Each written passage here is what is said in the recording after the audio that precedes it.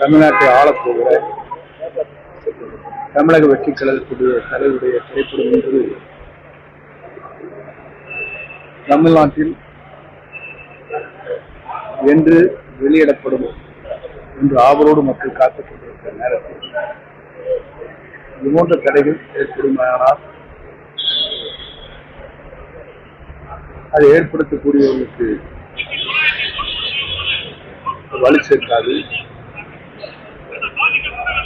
ஆகவே அப்படிப்பட்ட சூழல் எங்கே ஏற்பட்டாலும் அது வேதனைக்குரிய ஒன்றாக இருக்கும். மக்கள் அதை உண்மையிலேயே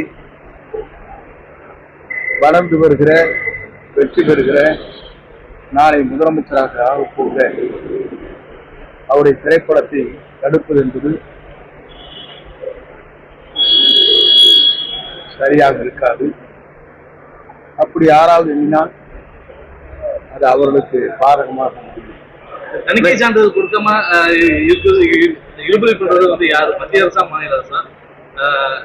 அது உங்களுக்கே தெரியும், யார் செய்கிறார்கள் தெரியும். நீங்களே சொல்லுங்க.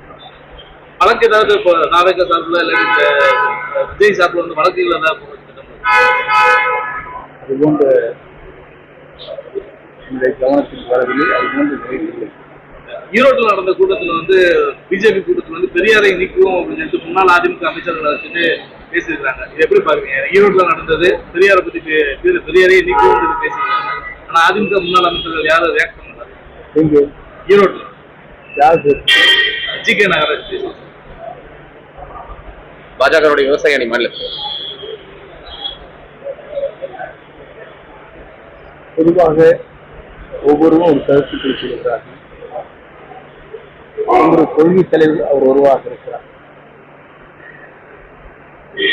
6 தலைவர் நான் இருக்கிறார் என்று சொன்னால் கொள்கை தலைவராக அவர் ஏற்றுக்கொண்டிருக்கிறார். இவர்கள் கருத்துக்களை பற்றி நான் இப்போது இல்லை. காலம் வரும் அவர்களுக்கு மக்களை பயிற்சி. அமித்ஷா வந்து என்டிஏ ஆட்சி தான் தமிழ்நாட்டில் அமையும் அப்படின்ற மாதிரி சொல்றாரு.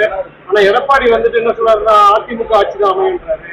தனிப்பெரும் பெரும்பாலும் ஆட்சி அமைப்புன்றாரு. 5000 ரூபாய் கொடுக்குறாரு நாங்க ஆட்சிக்கு வந்ததுக்கு அப்புறம் ஒவ்வொரு ரேஷன் கார்டுக்கும்.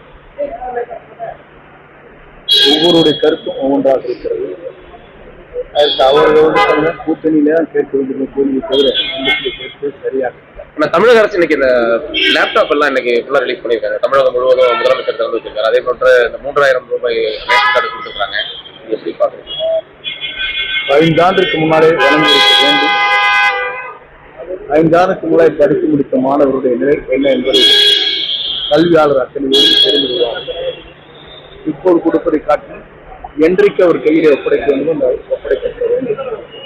குழந்தை வளர்கிற போது பால் ஊட்ட வேண்டும் தவிர வளர்ந்து முடிஞ்சதற்கு பிறகு பால் ஊட்ட தேவை.